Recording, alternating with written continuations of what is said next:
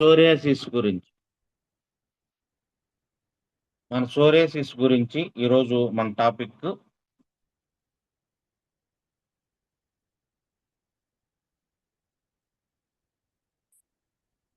ఒకటే గుర్తుపెట్టుకోండి. మనకు అసలు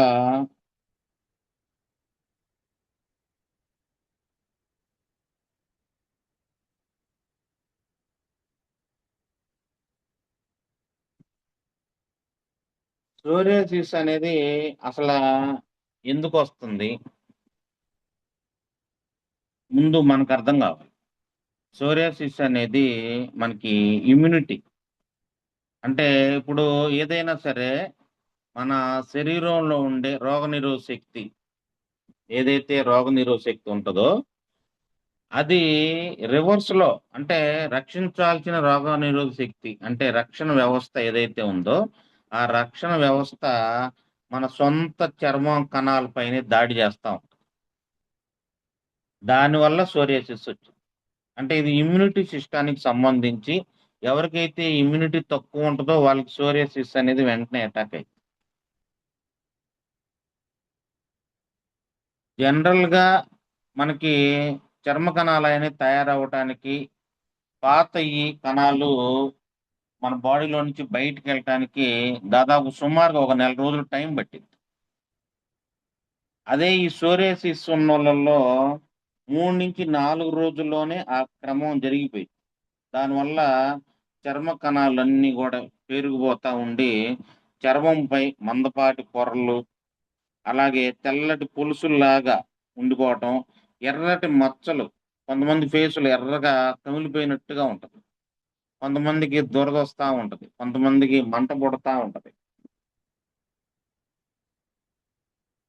సోరియాసిస్ అనేది బయట ఎక్కడ గూడా మందులకు గాని, ఆయుర్వేదానికి గాని దేనికి తగ్గదు. మీరు ఎవ్వరినన్నా ఏ డాక్టర్ దగ్గరికన్నా ఎళ్ళండి. సోరియాసిస్ తగ్గించిన డాక్టర్ ఎవ్వరు ఉండరు. ఇంకా వాళ్ళేం జెప్తుంటారు, సోరియాసిస్ పెరగకుండా ఉండటానికి డైట్ అంటే చింతపండు తగలగూడదు, గోంగూర తినగూడదు, వంకాయ తినగూడదు, ఇట్లాంటియన్నీ చెప్తా ఉంటారు. అంటే దాన్ని పెరగకుండా ఉండటానికి సలహాలిస్తా ఉంటారు గానీ, సోరియాసిస్ తగ్గటానికి ఇంగ్లీష్‌లో మెడిసిన్ అయితే లేదు. అంటే అలోపతి అయితే లేదు.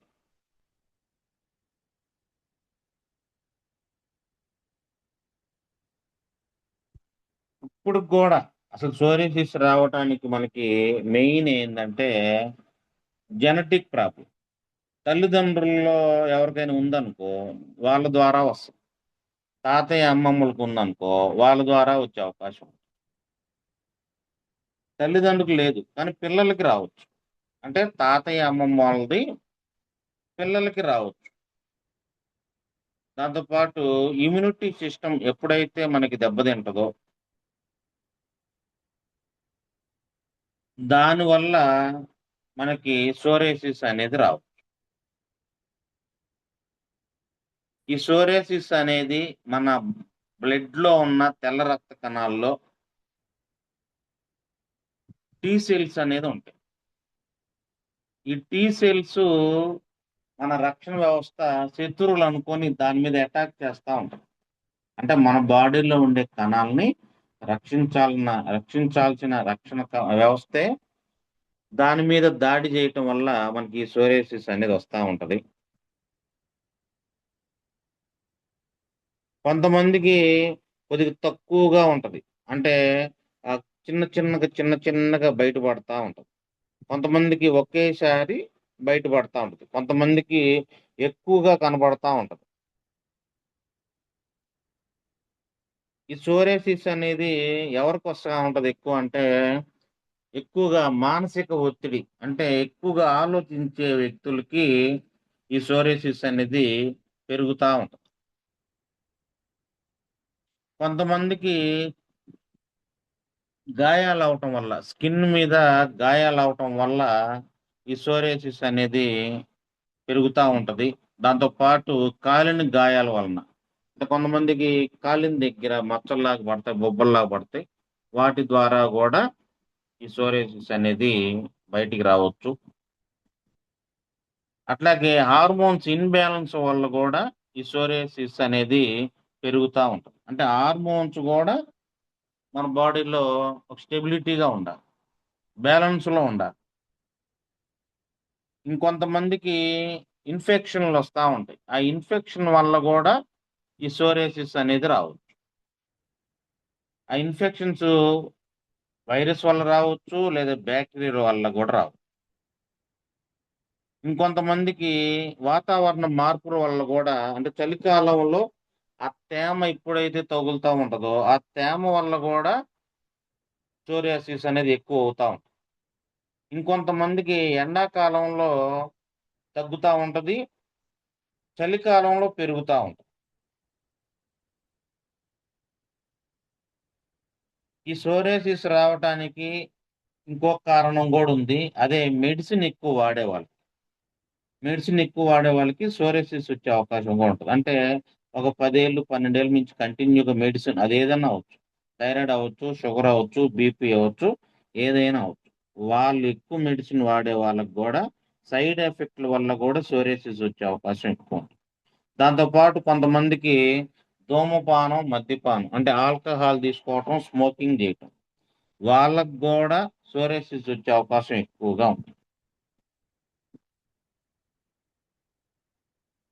ఈ సోరియాసిస్ ఉన్నోళ్ళకేందంటే, శరీరంలో ఇన్ఫెక్షన్‌లు ఉండటం వల్ల, మీరేసుకునే మందుల్ని పని చేయకుండా ఆపుతా ఉంటాయి. ఈ సోరియాసిస్ అనేది అంటువ్యాధి కాదు. అంటే ఒకళ్ళ నుంచి ఇంకొకళ్ళకి రావటం అనేది జరగదు. కలిసి కూర్చోవటం వల్ల గాని, వాళ్ళ దగ్గర నుంచి మనకి రాదు. అట్లాగే గాలి పీల్చడం గాని, ఒకళ్ళ ద్వారా ఒకళ్ళకనేది రాదు. వాళ్ళు తిన్నయి మనం తినటం వల్ల రాదు. లేదా కలిసి కూర్చోవటం వల్ల రాదు. చాలా మందికి అపోహలుంటాయి. వాళ్ళ పక్కన కూర్చుంటే మనకు గూడా వచ్చిద్ది. రాదు. ఇది అంటువ్యాధి కాదు. ఇది మెయిన్ దీర్ఘకాలిక రోగం అని జెప్పొచ్చు. అంటే ఒకసారొస్తే ఇంక వాళ్ళకి కంటిన్యూ‌గా 10 ఏళ్ళు, 15 ఏళ్ళు, 20 ఏళ్ళు ఆళ్ళు చూడండి. సోరియాసిస్ అనేది ఒకసారొచ్చిన తర్వాత వాళ్ళకి తగ్గటం అనేది జరగదు.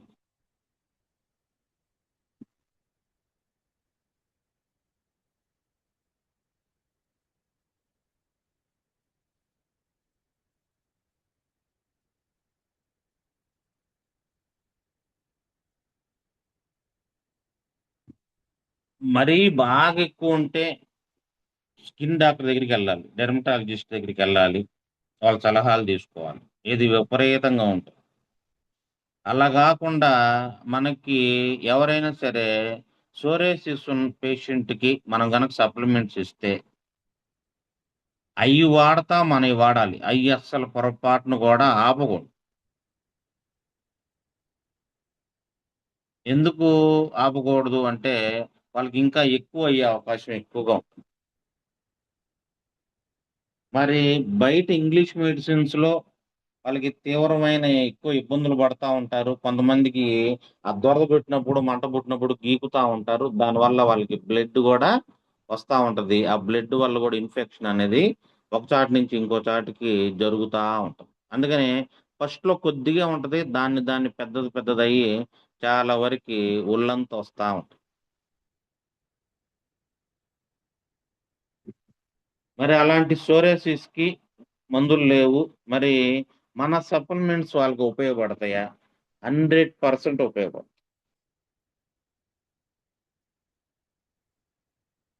మరి మన దాంట్లో ఏ సప్లిమెంట్ ఇవ్వాలి ఫస్టు?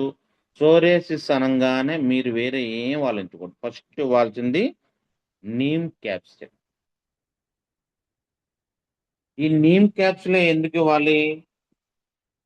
ఎప్పుడైతే నీమ్ క్యాప్సూల్ తీసుకుంటారో, ఇది మనకి బ్లడ్‌లో ఉన్న తెల్ల రక్త కణాలు ఎక్కువ అవ్వటం వల్ల, టీ సెల్స్ అనేది ఎక్కువ అవ్వటం వల్ల సోరియాసిస్ అనేది వస్తా ఉంటది.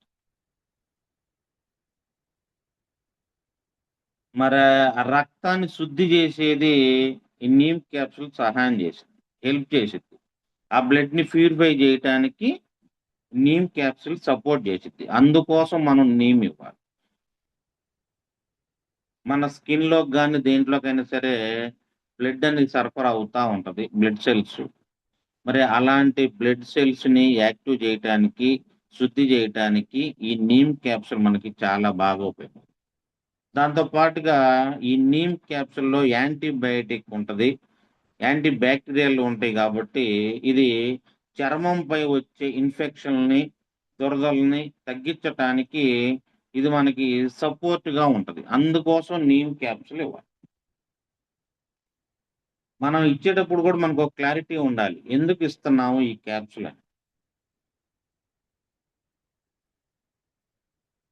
స్కిన్ పైన యాంటీ బ్యాక్టీరియల్ గుణాలు కలిగి ఉంటది నీమ్ క్యాప్సూలు. అది చర్మంపై వచ్చే ఇన్ఫెక్షన్‌లు గాని, దురదలను గాని, మంటలను గాని తగ్గించటానికి హెల్ప్ చేసిద్ది. అట్లాగే రక్తాన్ని శుద్ధి జేయటానికి గూడా నీమ్ క్యాప్సూల్ ఉపయోగపడిద్ది. దానికోసం మనం నీమ్ క్యాప్సూల్ ఇవ్వాలి. బాగా విపరీతంగా ఉంది ఎక్కువగా. 2 ఏసుకోవాలి. ఒకటేమో మార్నింగ్ నీమ్ క్యాప్సూల్ ఎప్పుడు గూడా పరగడుపునేస్తే మనకి సోరియాసిస్‌కి నీమ్ క్యాప్సూల్ ఉపయోగపడిద్ది. అట్లాగే నీమ్ క్యాప్సూల్ అనేది కనీసం ఒక 5, 6 ప్రాబ్లమ్స్‌ని క్యూర్ జేయటానికి గూడా నీమ్ క్యాప్సూల్ ఉపయోగపడుతుంది. మనందరికి తెలుసు. షుగర్ ఉన్నోళ్ళకి గూడా నీమ్ క్యాప్సూల్ ఇస్తా ఉంటాం. అంటే షుగర్ గూడా కంట్రోల్ అయిద్ది. ఇది ఎప్పుడైనా సరే ఉదయం పూట మాత్రం పరగడుపున ఏసుకోవాలి. మధ్యాహ్నం భోజనం తర్వాత ఏసుకోవాలి.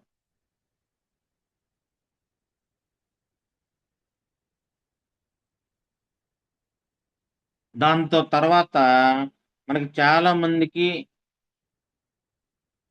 ఇంతవరకు మనకి ఫ్లాక్స్ ఆయిల్ అనేది మనకి బీపీ ఉండటానికి, ఏదైనా గడ్డలు కరగటానికి వాటికి ఇస్తా ఉంటాం. కానీ ఈ ఫ్లాక్స్ ఆయిల్ గూడా సోరియాసిస్ ఉన్నోళ్ళకి ఇవ్వచ్చు. ఈ సోరియాసిస్ మనకి ఫ్లాక్స్ ఆయిల్ ఇవ్వటం వల్ల ఏం జరిగిద్దంటే, ఈ ఫ్లాక్స్ ఆయిల్‌లో ఒమేగా 3 ఉంటది. అట్లాగే ఒమేగా 6 ఉంటది. ఫ్యాటీ యాసిడ్స్ ఉంటాయి. ఇదేం జేస్తాయంటే, చర్మం పైన ఉండే ఇన్ఫెక్షన్‌లని, వాపుల్ని, ఎరుపుదనాన్ని, మంటని తగ్గించడానికి గూడా ఇయి ఉపయోగపడతాయి.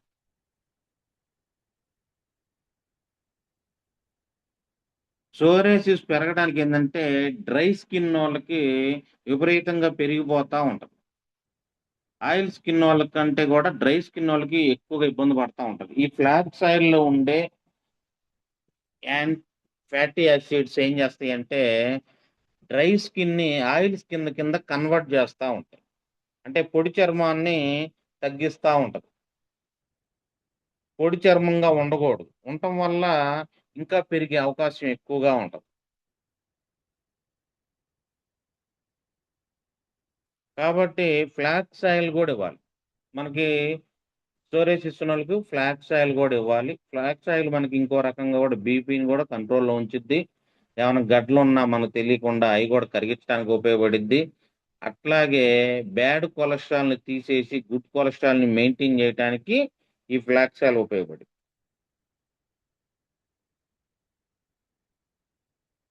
ఈ ఫ్లాక్స్ ఆయిల్ మాత్రం కంపల్సరీగా ఏదైనా తిన్న తర్వాత మాత్రమే ఏసుకోవాలి. అది గూడా అరగంట తర్వాత ఏసుకోవాలి. బాగా విపరీతంగుంది. ఉదయం టిఫిన్ తర్వాత, మధ్యాహ్నం భోజనం తర్వాత, నైట్ డిన్నర్ తర్వాత గూడా ఏసుకోవాలి. ఎందుకంటే స్కిన్‌ని ఆయిల్ స్కిన్‌లో కన్వర్ట్ జేస్తా ఉంటది. దానికోసం 3 పూటలేసినా పర్వాలా. అంటే వాళ్ళు ఉన్న తీవ్రతను బట్టి మనం 3 సార్లు ఇవ్వాలి. కాపోతే ఫ్లాక్స్ ఆయిల్ అనేది అవిసె గింజల నుంచి తయారైంది. అది బాగా విపరీతమైన వేడి. కాబట్టి ఫ్లాక్స్ ఆయిల్ ఆడే వాళ్ళకి ఖచ్చితంగా మీరేం జెప్పాలంటే 100% వాటర్ ఎక్కువ తీసుకోమని జెప్పాలి. దాంతో పాటుగా షుగర్ లేనోళ్ళకైతే కొబ్బరి బోండం, అట్లాగే మజ్జిగ అలవాటు ఉన్నోళ్ళకి ఎక్కువ సార్లు మజ్జిగ గూడా తీసుకోవచ్చు. దానివల్ల తొందరగా సోరియాసిస్ కంట్రోల్‌లోకొచ్చే అవకాశం ఎక్కువగా ఉంటుంది. దాంతో పాటు ఇంకో సప్లిమెంటు సోరియాసిస్ వాళ్ళకి మనం సజెషన్ ఇవ్వచ్చు. అదే వెస్టేజ్ అలోవెరా. ఈ అలోవెరా అనేది కలబంద నుంచి తయారైంది. ఇది వాడటం వల్ల స్కిన్‌కి చలవ చేసిద్ది. స్కిన్‌కి చలవ చేసిద్ది. అంటే బాడీని కూల్ చేస్తా ఉంటది. వేడి స్కిన్‌ని, డ్రై స్కిన్ కూడా కూల్ చేస్తా ఉంటది. దానికోసం అలోవెరా ఈ అలోవెరా అనేది చర్మం లోపల నుండి ఆ తేమని కోల్పోకుండా ఉండటానికి అలోవెరా హెల్ప్ చేస్తా ఉంటది. దాంతో పాటు అలోవెరా జీర్ణక్రియను గూడా పెంపొందించటానికి, జీర్ణక్రియను మెరుగుపరచటానికి గూడా అలోవెరా మనకి హెల్ప్ చేసిద్ది. దాంతో పాటుగా డైజెషన్ సిస్టమ్‌ని గూడా మెరుగుపరచటానికి, అట్లాగే ఎవరికైతే మలబద్ధకం ఉంటదో దానికి గూడా ఈ అలోవెరా అనేది సపోర్ట్ చేసిద్ది. దానికోసం వెస్టేజ్ అలోవెరా మనం సజెషన్ ఇవ్వాలి. రోజుకి 2 క్యాప్సూల్స్ ఇవ్వాలి. సోరియాసిస్ వాళ్ళకి ఉన్న తీవ్రతను బట్టి ఇది గూడా 2 క్యాప్సూల్స్ ఇవ్వాలి. 2 గూడా మధ్యాహ్నం భోజనం తర్వాత ఒకటి, నైట్ భోజనం తర్వాత ఒకటి.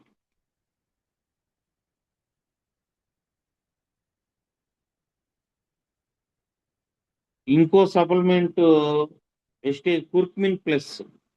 ఈ కుర్కుమిన్ ప్లస్ గూడా మనం సోరియాసిస్ ఉన్నోళ్ళకి కంపల్సరీగా సజెషన్ ఇవ్వాలి. ఈ కుర్కుమిన్ ప్లస్‌లో పసుపులో ఉండే మనకి పసుపు లోపల ఏదైతే అంతర్గతంగా లోపల కొన్ని ఉంటాయో దాని నుంచి తయారు చేస్తారు. ఇది వాడటం వల్ల ఎప్పటినుంచో ఉండే ఎప్పటినుంచో లోపల ఏదైతే స్కిన్ పాడవుతుందో దాని దగ్గర నుంచి పూర్తిగా సమూలంగా తీసేయటానికి ఈ కుర్కుమిన్ ప్లస్ ఉపయోగపడుతుంది. దానికి తోడు కుర్కుమిన్ ప్లస్ అనేది చాలా మంది గతంలో అందరూ మెడిసిన్ వాడతా ఉంటారు. ఎక్కువ మెడిసిన్ వాడుంటారు. ఆ ఎక్కువ మెడిసిన్ వాడిన తాలూకా ఏదైతే ఇబ్బందులున్నాయో, ఆ ఇబ్బందులన్నీ తీసేయటానికి ఈ కుర్కుమిన్ ప్లస్ మనకి చాలా హెల్ప్ చేసింది. చాలా మంది మందులేసుకుంటున్నాం పని చేయట్లేదు అంటా ఉంటారు. అలాంటి వ్యక్తులకి ఫస్ట్ మనం కుర్కుమిన్ ప్లస్ ఇవ్వాలి.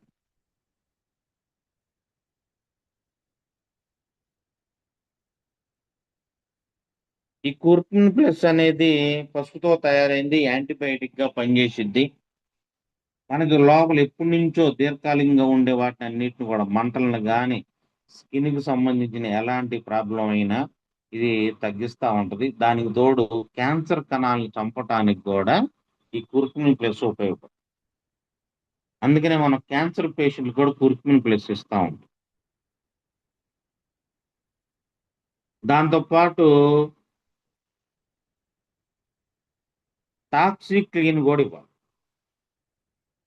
టాక్సిక్ క్లీన్ గూడా ఇవ్వాలి. Toxic clean దేనికివ్వాలి?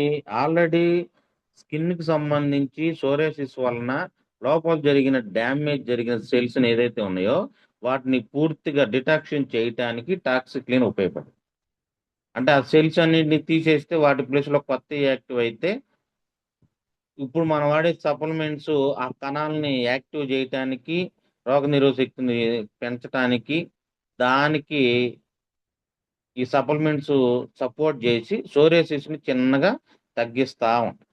ఇది దీర్ఘకాలిక రోగం గాబట్టి, మినిమమ్ ఎవరికైనా 6 నెలల నుంచి 1 ఇయర్ ఈ సోరియాసిస్ అనేది అందరూ ఒకేలాగుండదు. వాళ్ళ ఒంటి తీరుని బట్టి, వాళ్ళకున్న ఇమ్యూనిటీని బట్టి వాళ్ళకి ఎక్కువ తారాస్థాయిలో ఉంటది. వాళ్ళకి చాలా తక్కువగా ఉంటది. సార్ నాకు ఎప్పటినుంచో ఇంతే ఉందండి పెద్ద పెరగలేదని జెప్తా ఉంటారు. వాళ్ళల్లో అలా ఉంది. ఇంకొకళ్ళకి 6 నెలల క్రితం చిన్నగా ఉండేదండి. ఇప్పుడు చాలా పెద్దగా అయిందని జెప్తా ఉంటారు. అంటే వాళ్ళకి ఇంకా స్పీడ్‌గా పెరిగిపోతా ఉంటది. ఒకటే గుర్తుపెట్టుకోండి. సోరియాసిస్‌కి మందులు పనిజేయవు. కాబట్టి మన సప్లిమెంట్స్ గనక కరెక్ట్‌గా వాళ్ళకి సజెషన్ ఇచ్చి వాడించగలిగితే డెఫినెట్‌గా మంచి రిజల్ట్స్ ఒస్తాయి. ఈ మందులతో పాటు రెగ్యులర్‌గా వాడాలి. అంతేగాని మందులు ఆపేసి మనయి వాడకూడదు. దాంతో పాటు కెమికల్స్ ఎక్కువగా ఉండే సబ్బుల్ని దూరం బెట్టాలి. అందుకోసమే మన దాంట్లో నీమ్ సోపు ఇవ్వాలి. నీమ్‌లో గూడా వేప ఉంటది. అట్లాగే వేప, పుదీనా, తులసి. ఈ 3 గూడా శరీరానికి మేలు జేసేయి. దాంతో పాటుగా మాయిశ్చరైజింగ్ గూడా ఇవ్వచ్చు. మన నీమ్ సోప్‌తో పాటు మాయిశ్చరైజింగ్ గూడా ఎష్యూర్ వాళ్ళది ఇవ్వచ్చు. దానివల్ల గూడా సోరియాసిస్ అనేది తొందరగా కంట్రోల్‌లోకొచ్చేసిద్ది. అది వాడిపిచ్చాలి, రాపిచ్చాలి ఒంటిలో. ఎక్కడైతే ప్రాబ్లమ్ ఉందో అక్కడ రాపిచ్చాలి. దానివల్ల తేమ శాతం పెరిగి స్కిన్‌కి అది తగ్గటానికి ఎక్కువ అవకాశం ఉంటుంది. మాయిశ్చరైజర్స్ కంపల్సరీగా వాడిచ్చాలి. ఈ సోరియాసిస్ తగ్గాలంటే కంపల్సరీగా స్ట్రెస్ తగ్గించుకోవాలి. ఒత్తిడి తగ్గించుకోవాలి. బ్లడ్ తక్కువుందనుకోండి, ఒకసారి చెక్ జేపించుకొని ఐరన్ పోలిక్ గూడా ఇవ్వచ్చు. ఎందుకంటే వీళ్ళకి గీకి గీకి బ్లడ్ గూడా పోతా ఉంటది. అందుకని ఐరన్ ఫోలిక్ గూడా ఇవ్వచ్చు.